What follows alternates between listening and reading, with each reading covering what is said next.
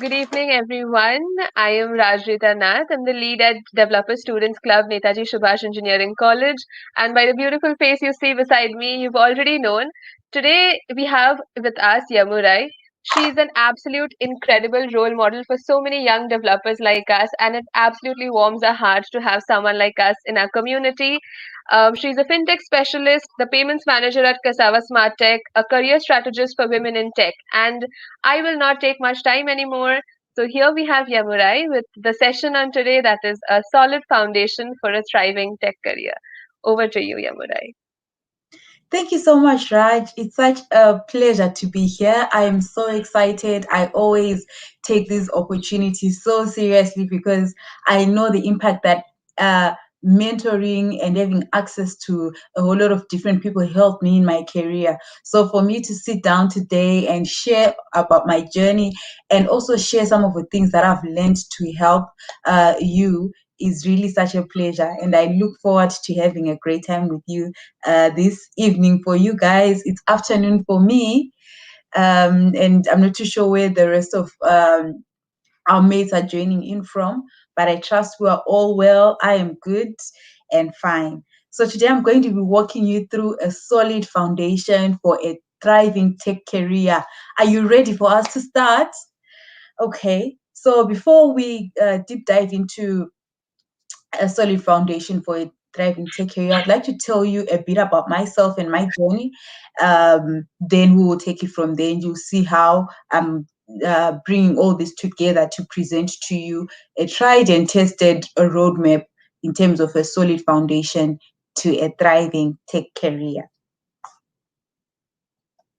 Okay, so this is a very brief summary of my career journey. So I graduated 2012 with a bachelor's in computer science in Zimbabwe. And I always find the start of my tech career journey very interesting because when I applied to get into college, I wanted to do chemical engineering, and I'd passed high school very well. I had a right to get the chemical engineering class, but unfortunately, they gave me computer science. I tried so hard to get that changed so that I get into chemical engineering, but unfortunately, the administration of the university could not get that done. So I actually felt so stuck. I felt scared, helpless because I actually did not have a memory of a time I'd used a computer that time. So my journey through college was one filled with fear and despair because I wasn't too sure where this computer science was going to take me. I just felt lost. But with time, as I went for internship, as I started my work, I realized I am just at the right place. And I can tell you today, software engineering, computer science, IT is the place to be in. You are in the right place. So I graduated with a degree in computer science. That's me there on my graduation day.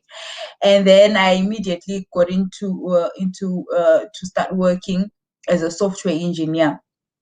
So just when I finished school, as I was about to get into to start working, I had so many fears as a student.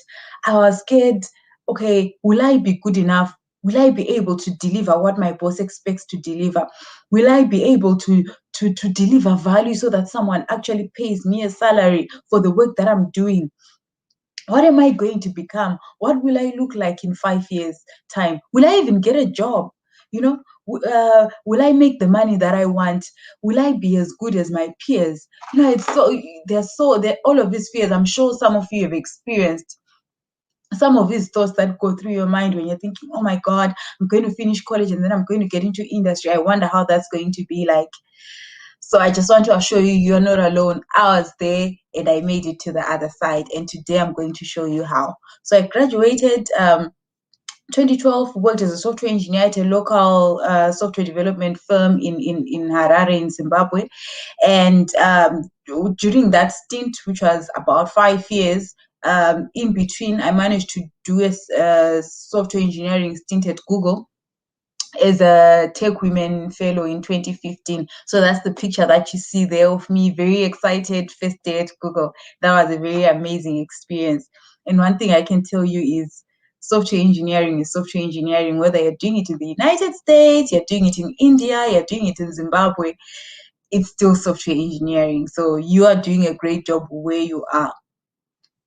After working as a software engineer, I then transitioned into a business analyst. So if in case for those who may not know what a business analyst does, is you're basically an intermediator between the business team and the technical team. So you gather the requirements from the business team, you make sure you understand what they want from as they explain whatever they want in layman's terms, and then you get that, you document it, you analyze it, you make sure you understand it, and then you communicate it to the development team in technical terms. You break it down in a way that will actually create a product that will serve the business team. So that was a very interesting and exciting journey of my career. And then, so while I was a business analyst, I also then got into enrolled for a master's in information systems at a local university as well in Zimbabwe called NAST. And I did that and graduated at the end of 2018, and that's me being kept there for my second degree. So after my stint as a business analyst, I transitioned into product management, which I currently do. I'm a payments product manager at Cassava Smartech, where I deliver digital financial services and products that serve across the entire continent of Africa. And it's so fulfilling to take part in projects that change lives, deliver value and solve problems in the community. And it was all because of a computer science degree. Currently, I'm also concluding my MBA in global finance at the University of Derby in the UK, which is where I'm at right now. That's me right there. Sometime end of the year 25, I think sometime in December when I came this side. So in summary, this has been my journey from a novice, from a young girl who was not clear about where she was going, what to do, and now to a product manager who's working on projects that are changing people's lives. Oh, there's one picture that I didn't explain. The fourth picture, that is me and our CEO and CTO when we were launching a new product, which was a super app called Sasai. It was a very ecstatic day. So this is my journey. And from here, I made so many mistakes. I learned a lot of some things the hard way, some things the easy way. I had mentors. I did a whole lot of things that really helped me to move from this girl who had no clue on where she was going to this girl who's thriving in a tech career. And today I am going to crush my 13 years of experience into a 30-minute session so that you too can learn and know what it takes to run a thriving tech career. Are you ready for us to start? Do you want to move from a novice to an expert in running a thriving tech career? If that's you, put on your seatbelt. We're in for a good ride this evening.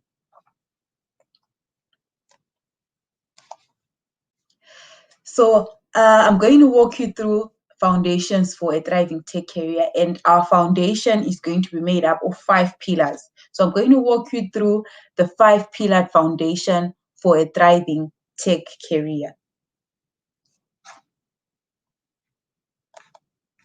Pillar number 1 is a growth mindset. Battles are won and lost in the mind. If you are going to be successful in anything, and most of all in your tech career, you need to equip yourself with the right mindset. You need your mind to work with you and to work for you in order to achieve what you want to achieve. Without a right, you may have so many big dreams, so much that you want to achieve and become, but your mind may inhibit you from that. So I'm going to elaborate further on this so that you see how it really relates with you. So there's what you call a growth mindset and a fixed mindset. And today I want you to leave this session taking up the growth mindset.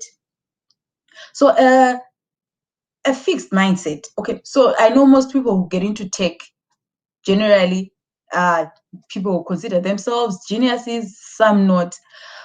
But what a fixed mindset says is intelligence is a fixed asset. Either you have it or you don't. A fixed mindset says either I'm intelligent or I'm not intelligent. Either I am good in my software engineering or I am bad in in whatever I'm doing. My abilities are unchanging.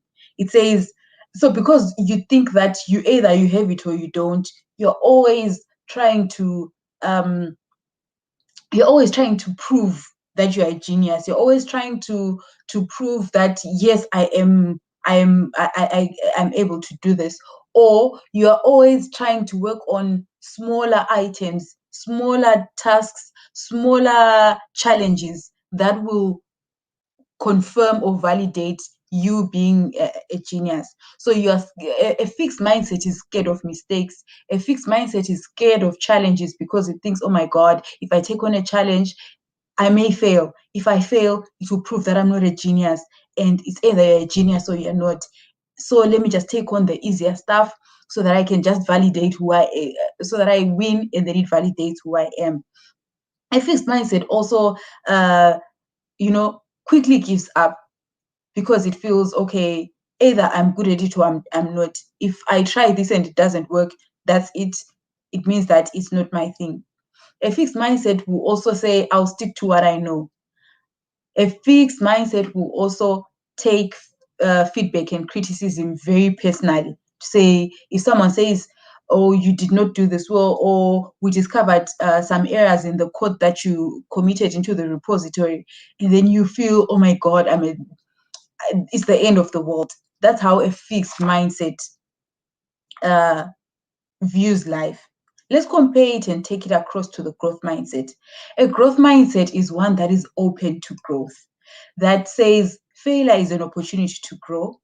There isn't black and white when it comes to intelligence. I can be whatever I want to be if I put my mind to it. It doesn't matter how difficult a particular subject is. What matters is I'm going to put in the work to it. I'm going to give you an example. That's got nothing to do with software engineering or computer science. Um, Bill Clinton and Hillary Clinton are very good public speakers. Whereas Bill Clinton was a natural, Hillary Clinton had to put in some work towards that. But today, when you look at them and you hear them speak, we don't care and we don't know who was a natural who had to put in effort.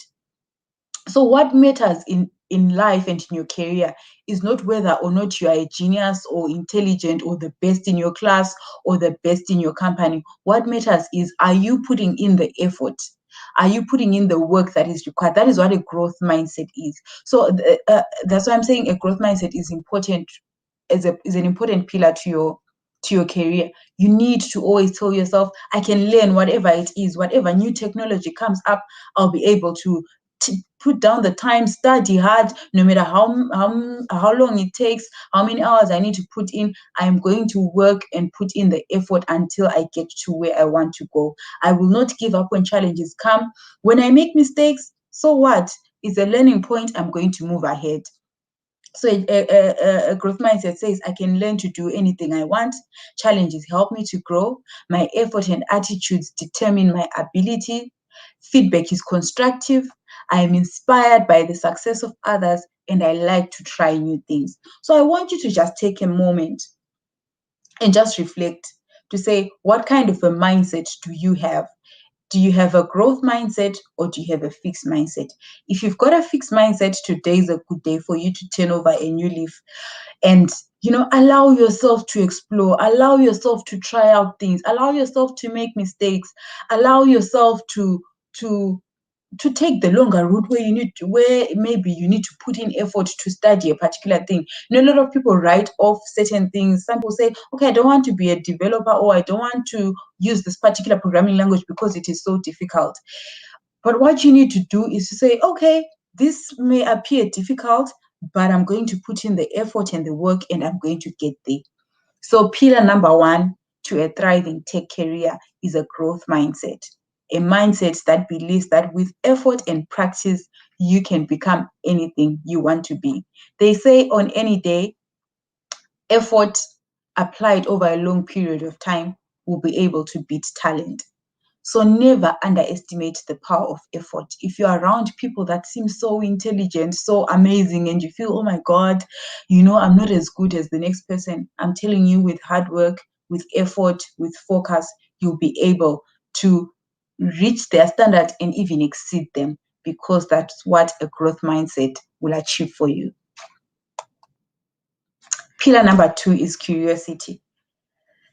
The tech industry is continuously changing. I mean, I don't need to tell you that the technologies that I used as a software engineer years ago are not the technologies that you're using now. And they're not the technologies that, in the next 10 years are still going to be used. So if you're going to thrive in the tech area, you will need to be curious. You will need to have this desire to learn. Always be reading. One of my lecturers in my current MBA, one thing that he says every day in each of our lectures says, read, read, read. And that's what I want to say to you. Read, read, read. Read, sign up for newspapers and magazines, news sites. Make sure that you're up to date on what is happening in your industry, on what is happening in your area of interest, who's doing what, which company is doing what. If someone asks you a question about, okay, what's the latest thing that happened this week?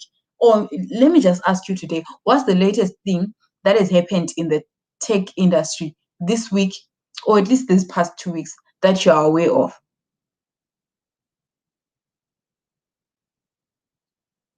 Yes, I'm giving you time to really think and try and remember if there's anything that you read about.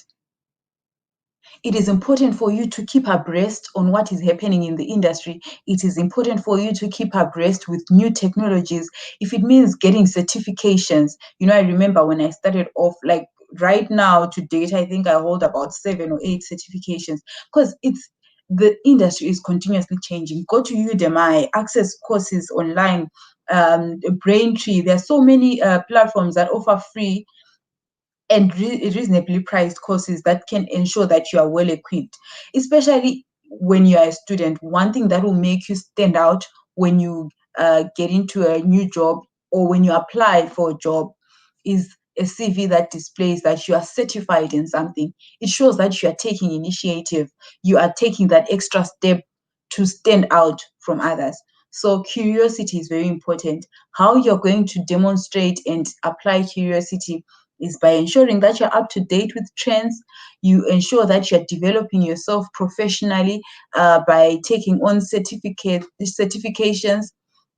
And then you also ensure that you if it means that you need to get on a master's degree, or you need to specialize in a particular line of within the tech industry, then do so.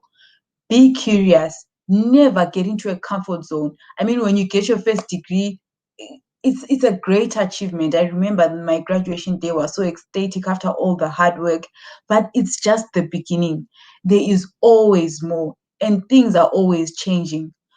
Always maintain a momentum of curiosity, otherwise you'll become a monument. So I'd like to encourage you, be curious. Curiosity is the second important pillar of the foundation of a thriving tech career. Pillar number 3 is the pillar of self-awareness.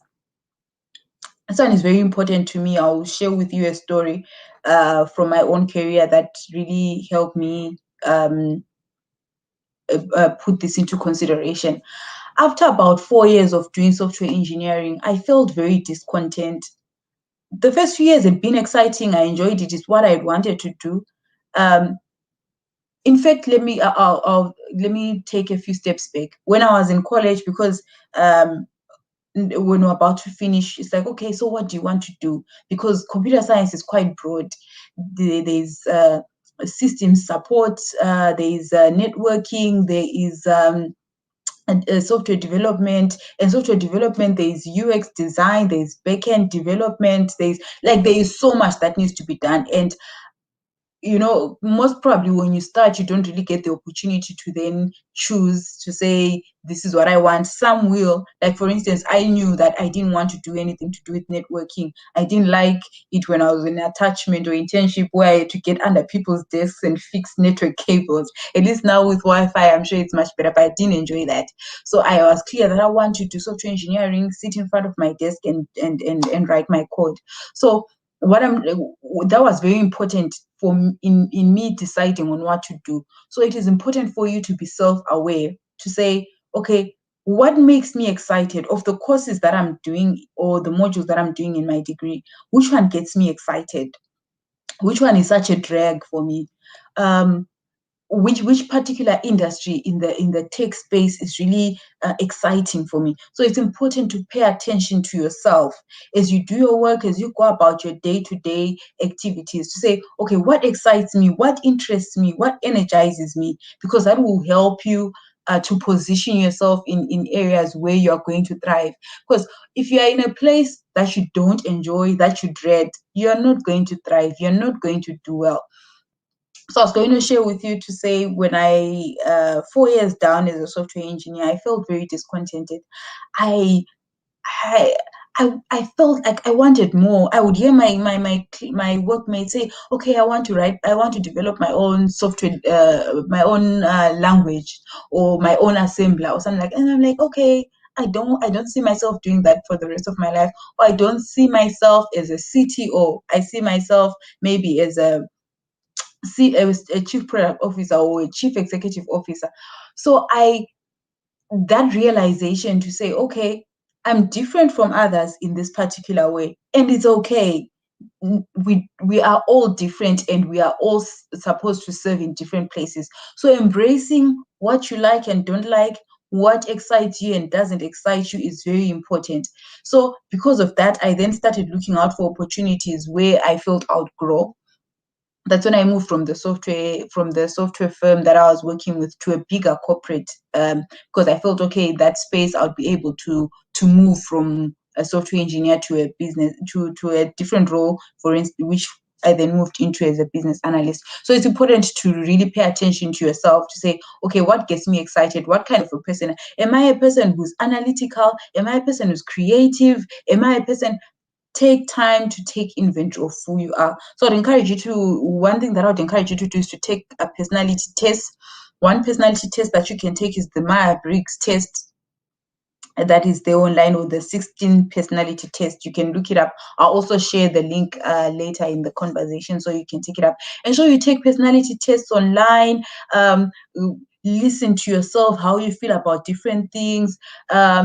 Ask your friends or your family, what is it that you feel I'm strong at, or you've observed me do well in, and put that information together and use it to position yourselves in areas where you thrive. I'm a strong communicator. I'm good with writing, and I'm good in coordinating things. So that, combined with my strong technical background, worked very well for me as a business analyst. I shined. I thrived. I did so well. Up to today, I get people who contact me who I used to work with from long, because they say, okay, you did so well there. We've got an opportunity like this. Would you like to take part? And at times I have to decline the offers if I'm not interested. But just to say, the reason why I thrived as a BA is because I was aware of myself, of my strengths, of my talents, my giftings, my energizers, and the things that drive me. So it will be important for you to be self-aware. We are all different, and that is okay. You are unique, and your uniqueness will serve very well in a particular area. You need to identify that through self-awareness. Pillar number 4 is a strong network. Oh, I can't emphasize this enough. I know, especially now when you're a student, you feel, okay, I'll network when I start working with people in the industry. But when you are still a student, is the time. I remember, I never knew this until I started working, and my first boss told me about the power of networking, and was just telling me, whose numbers do you have on your phone? And now it goes beyond that. Who are the people that you follow on your social media, or whether it be it LinkedIn, be it, I don't know, Facebook, but primarily when it comes to tech career, I really encourage you to make good use of LinkedIn. So who are you following? Who knows you, and what do they know about you? So let's take it back to when you're still a student. You know, when I was a student, I never used to talk to anyone outside my class. I only interacted with people in my class, and it's something that I regret very terribly, because when you're in college, the people who are your seniors are going to be your employers at some point. Your classmates are going to be your peers at work. And most of the opportunities, like I can tell you, almost all the opportunities that I've gotten in my career were because maybe a former classmate tells me, okay, you know, there's an opportunity like this and I think you'd fit in very well.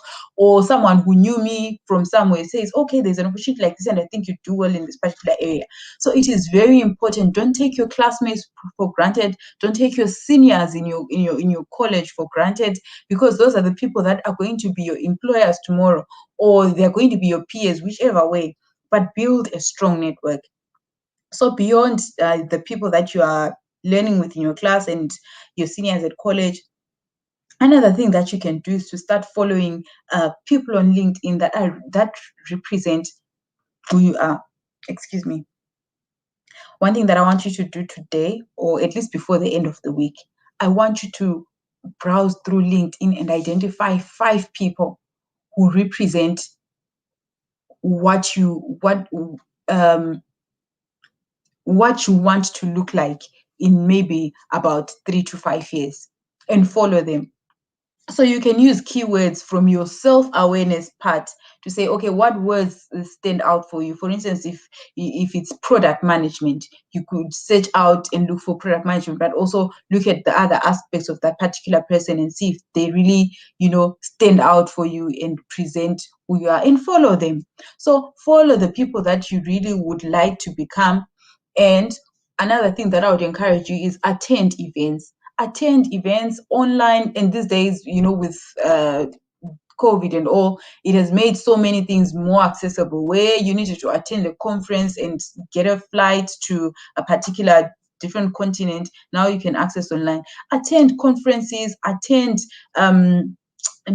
be part of clubs, be part of groups that represent the areas that you'd like to specialize in, because that is where you will find opportunities, especially when you're starting off in your career. One way to find opportunities is to build a strong network, and you can network right now as a student. Create your LinkedIn profile, get in touch with people, follow them. You can start just by following on people, and then you can also comment, engage on people's. Let's say I post on something, you engage, you give your own perspective and view of what I've posted about. Take part in things. Don't just sit at home and think that stuff is going to rain down on you in some corner somewhere. You only get to take part and thrive when you put yourself out there. And I know it's a bit unnatural, especially because a lot of tech people are introverts. But hey, you can stick with with you being an introvert and be stuck in that corner. We will find you 10 years from now in that corner. You need to let go of that and step out and be out there if you are going to run a thriving tech career. Number 5, a strong personal brand. You need a strong personal brand. And this is not for someone who is now 10 years into their career or wherever. It starts with where you are right now. And when we say a brand, we are saying, what are you known for? What are you known for on your social media platforms? What are you known for on your WhatsApp groups? What are you known for amongst your classmates? Because remember what I said, your classmates are going to be either your peers or people are going to even employ you in the future. What brand, what do people, if we were to go to your class right now and you're outside and you're somewhere else, and we were to ask people to give us maybe about 5 words that describe you, what would they say about you? What would they say about you? So it is really important for you to build a strong personal brand. So be it let's start from your assignments. Be someone who's consistent in delivering your assignments on time and delivering them excellently, not just to get it over and done with. Be someone who goes the extra mile to deliver authentic work. Be someone who's known for doing their work excellently. So your brand, there's your brand in terms of what we see of you from on social media and all of that, but it starts with how you carry yourself. How do you do your work? You need to set your standards for yourself to say, this is the person that I am, this is the person that I want to be. And if I'm going to get there, I will not tolerate 1, 2, 3, 4. I will not do substandard work. I'm a person of quality. You want to begin to affirm those things about you, because that is the foundation on which you build. If you're always doing shoddy work, delivering your work late, uh, conducting yourself in a way that is not presentable and well poised, that don't think that when you graduate that's going to change. It is just going to carry on. So you start building a strong personal brand right now as a student. And now, just the final thing in terms of a strong personal brand is how you carry yourself when you get into work. So when you start working, you want to dress well. And dressing well is not about wearing expensive clothes. It's about being well, it's about etiquette. It's about being clean, well poised, well groomed. And that is the person that you want to be. Don't be a shabby, I wear things whichever way type of person. Get a haircut, shave, get your hair nicely done. Be a person who is always well presented and well presentable. Because before people see the work that you deliver through your hands and through your mind, they see you. So make sure that you are packaged very well. Just like today, if I was going to come and present to you, looking all funny or from my bed, would you really listen to me? Maybe not. So it's the same. People receive you first based on how you present yourself, and then whatever else you bring along. And then make sure that you are, when it comes to social media, what posts are you, what are you posting? What pictures do you have? Recruiters look out for that, by the way. Now there's what you call social recruiting, and that's one thing that they do very well. They'll go onto your social media sites, check how you're presenting yourself, and that could determine whether or not you get that job. And you don't want to lose an opportunity because of the way you're conducting yourself.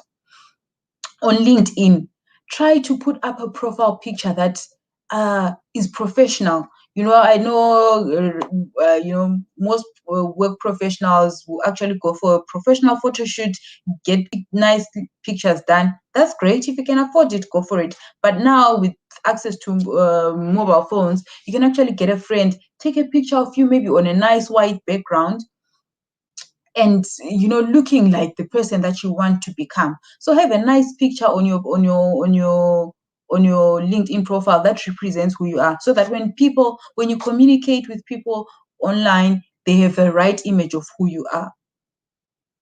And then ensure that you are consistent in terms of, so let's say you've got particular colors that you are using on your LinkedIn profile or on your social media and on your CV. Ensure that there's a bit of consistency. You will see my color that I use for my branding is yellow. So try and be consistent with that, because that's how we remember you by.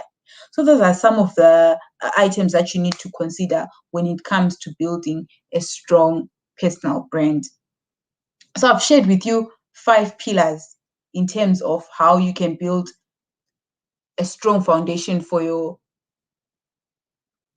thriving tech career. Number 1, we say that you're going to have a growth mindset. Number 2, we said you're going to be curious. You are going to be an avid reader. Number 3, you're going to pay attention to yourself and be aware of the things that drive you, that excite you, that move you. Number 4, you're going to build a strong personal network that will help you and position you for opportunities in the future. Finally, you're going to build a strong personal brand. You are not going to be careless about how you talk to people, about how you behave yourself amongst people, about how you present yourself on social media. You are going to be deliberate. If you are going to thrive in your career, you need to be strategic and you need to do things deliberately and not just by chance or by accident. So these are the 5 pillars to your tech career. You are ready for a thriving career. Congratulations. I hope you've been taking notes. I actually feel like I'm going to restart implementing all of these things that I've just shared with you because I'm telling you, this will work for you. So thank you very much. I'd like to hand over back to Raj to take us on.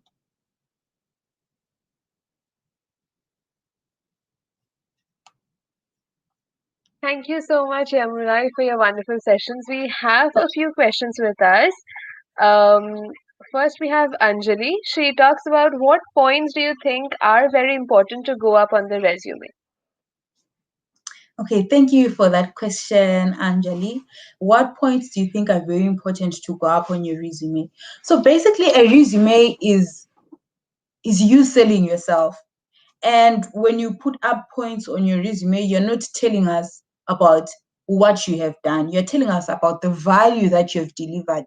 What have you done in the past? And what is it that you're able to do? So you want to ensure that, for instance, if you've worked before, I know right here that some people are students, so maybe you don't have much to put in your CV, but I'll start with for those who've worked before. So if you've worked before, you want to demonstrate that you have delivered value. So you have developed 1, 2, 3, 4, 5. You have improved 1, 2, 3, 4, 5. You have extended 1, 2, 3, 4, 5. You want to use those words that demonstrate value. Uh, if you can actually, if you're actually able to then say, I developed and delivered a solution that does 1, 2, 3, 4, 5, and it increased revenue for the business by 20%. That's even better. So you want to put things that are measurable, value that is worth noting, because remember, we are not interested about what you were doing. We're interested about what you can do and what value you're able to deliver. So that is one item that I think is important to put up for your resume. And then for those who are still students, I know at times it's a bit difficult, but just try to ensure that you get certifications if you can. That always works out very well. That will help you stand out. So take on some certifications, some online courses that really put you up for stuff like that. And then if you can volunteer, if you can actually volunteer for some work and say, for instance, one thing that you can do sparingly and with wisdom is to actually get into, for instance, if there's a local startup, or especially now because things are remote, actually follow people. And then once you feel you've built some form of, you followed them for a while, and there's some form of relationship, you can actually inbox them and tell them, okay, I'm looking out for internship opportunities in areas like this. I'm able to do 1, 2, 3, 4, and people will be open to that. So that's one way in which you can actually then, when you volunteer, you then get experience that you can put up on your resume. So those are 2 points that I think I can share with you, Anjali. I hope it helps you. So we have few more. We have one from Ayush. He says, how should we tackle inferiority complex in the professional world? Thank you for that, Aish. I think a lot of us experience it. I did experience it myself when you get, especially when you are a girl. At times you feel, oh my God, what if I don't? What if I'm not able to make it? Or what if others are better than me? And all of those things are all in your mind. One way to tackle inferiority complex is to do personal affirmations. Personal affirmations are very important to really remind yourself every day to say, I am intelligent, I am clever, I do whatever I put my mind to, I succeed in. I am a person of order and excellence. I do my work very well. So when you affirm yourself, you you program your mind to work according to what you've said. Because at times, what happens with an inferiority complex, it's having meditated and thought over and over about oh my God, I'm not good enough. I'm not going to be able to do it. I'm not. And when you constantly say it to yourself over and over again, you believe it and you walk in it, and you discover that's how you start making small mistakes and being shabby in one or two, three things, because your mind is actually constricted by that. But if you constantly affirm yourself, that works very well. And I would also want to emphasize on the item that I shared concerning growth mindset to say, uh, you should give yourself room to make mistakes. We all learn, we all grow. So especially when you're going to be starting out in your new career, you want to say to yourself, I'm a fairly new graduate. I'm going in here to learn.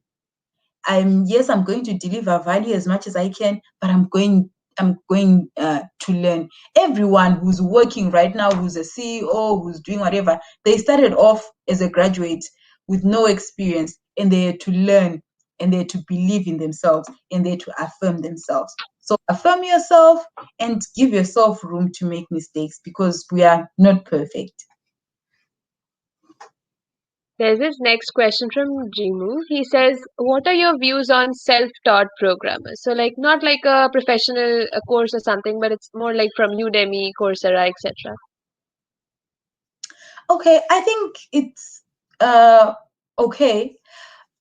There are a lot of organizations these days that are moving and opening up their offices to welcome students who do not have degrees but have demonstrated capacity and are certified in particular technologies.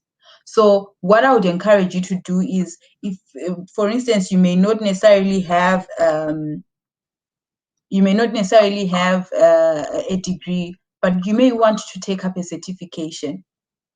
So the certification, what a degree does is it verifies that you have the knowledge that you say you have, because we know that the institution where you went to is credible. So if you are not going to have a degree, have a certification from somewhere that shows, we need some proof that you know what you say you know. So if you're going to do, if you may not have a degree, then maybe take up a certification. Have something that can help us prove that you're who you say you are, you can do what you say you can do.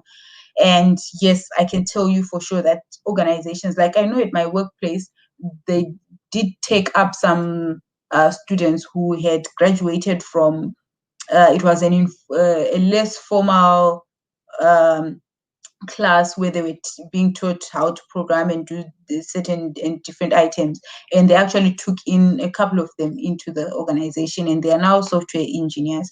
So it's not the end of the world if you don't have a degree. You can work towards it. It's a good thing, but if you don't, just try and get certified and at least build your credibility. One of the final ones we have is from Vishwajit. He says, "What are some interview tips that you found out very useful for you?" Thank you for that. One thing that I can say about interviews is prepare, prepare, prepare. You need to sit down and analyze the job description that has been presented for that particular job, and note down any keywords that are on that job description. Look them up on the internet. Look up, and these days there's so much information on the internet. You can actually Google interview questions for this particular area and take note of them. And then you want to write down, because there's some questions that you're not going to come. Tell us about yourself. You can't get into an interview and then someone says, tell us about yourself, and you're starting to babble and trying to think, oh my God, what am I going to say? And most of the times you end up saying things that don't matter, things that are not relevant for this particular role, and you should change yourself. So prepare. What I do is I actually write down my responses. I may not necessarily get into an interview with the book, but the fact that I've written down all of these things, they stick more into my mind, and when I say them out, they come up more naturally. So prepare, prepare, prepare. Practice those questions. If you need to get a friend and say, okay, I need us to do a mock interview because I've got an interview tomorrow, do that. Do whatever it takes. Prepare. Don't get into interviews are really a surprise. So you've got enough time to prepare. If it means just taking out time and just blocking out time to prepare, do that. Another thing that I would love to add from my end was I've met Yemurayi, and the reason that we are in this community and then you're here as a speaker is because we connected through the Sisters channel. So how important is like a community been to you when in your tech journey throughout? And another thing is a very interesting fact about your LinkedIn profile, which is such a refreshing taste over here, is your degree with an MBA. So, how does fintech or like an MBA along with engineering, how does it all play along with? And would you suggest that to anybody in the community? And how is your journey right now? Okay, thank you for those questions, Raj. So I'll start with the first one where you ask concerning the importance of communities. Oh, I can't overemphasize the importance of being part of communities. I remember, because remember when I told you when I started, I felt like this is not what I want to do, or I don't even see where I'm going to be like in 5 years or so. I At some point I did feel out of place, and I felt like, okay, maybe I need to change, maybe I need to do it. At some point, actually, I thought, okay, I want to now become a neurosurgeon. I want to study something different. But being part of a community. So the first community that I was a part of in terms of tech was Tech Women Zimbabwe, and then Tech Women International. Just being around other women who were in tech doing the things that I do, people who we could share the same experience, and they say, oh my God, this is so difficult, oh this and that, it helped me feel like I belong, helped me feel okay, because at times we judge ourselves so hard. But when you're around other people, you realize, okay, some other people are actually facing the challenge that I'm facing. Well, I'm actually even better. I have it actually better than them. So it's important to be part of communities, and communities also help you in terms of getting access to opportunities as well. So communities help you in terms of belonging and peer-to-peer support, people will just encourage you. And it also helps in terms of accessing opportunities, because people will share, okay, guys, there's this going on here. Do you want to participate? Whether it could be a job opportunity, a speaking opportunity, a writing opportunity, or a scholarship, whatever it is. So being part of a community definitely helps you. It makes you a well-rounded person, because you get to develop even your soft skills as well.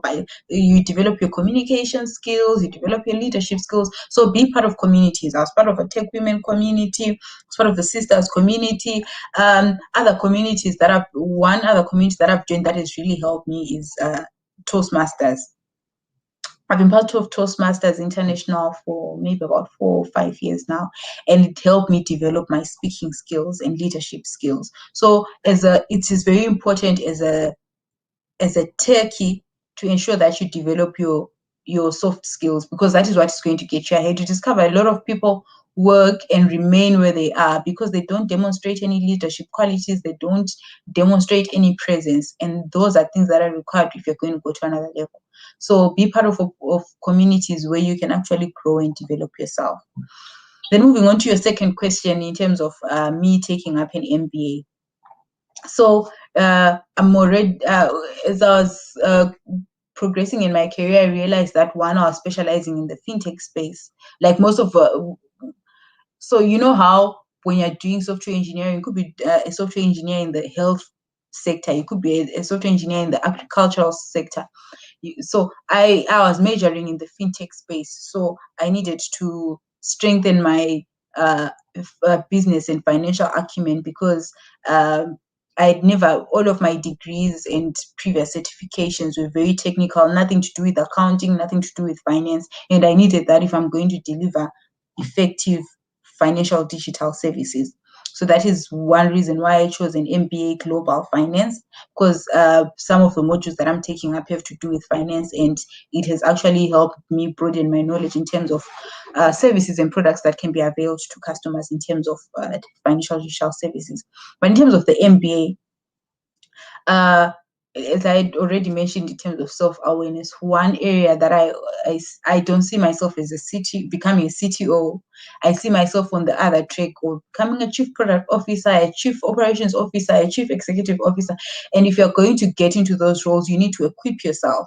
You need to ensure that, okay, when they are now screening, let's say they had a list of 10 candidates that they wanted to to get into a particular C-suite role.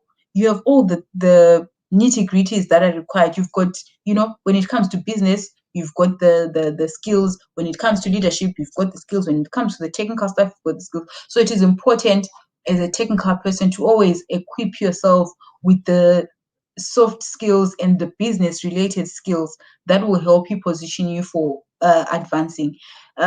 Most times when people meet or come across tech people, they think we're technicians, and that's all that we know to do. But we are so much more than that. So we're going to do whatever it takes to ensure that we are well equipped. We've got the credentials that are required to ensure us that we get to the positions that we want to get to. So that's the reason why I did, and I'm doing my MBA.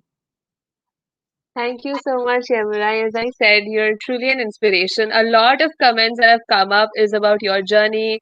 It's about your slides. All in all, we admire you and we adore you so much. And we wish to see you more and more in communities like DSC and in all such student communities so that more and more people get to know what an amazing soul you are. With that, thank you so much again for taking out your time from your busy schedule and taking out of time for us. It's been amazing. Thank you so much. Thank you so much. Thank you so much, Raj. So I'd like to encourage all of my listeners today. I've just recently pivoted into a new initiative for a tech career masterclass where we're going to be interviewing a lot of different experts in the tech industry, but also providing coaching services. So to help tech professionals to advance to the next level. So please be sure to follow the page on LinkedIn and on Facebook. We have got so many things coming up to ensure that you are well equipped for a thriving tech career.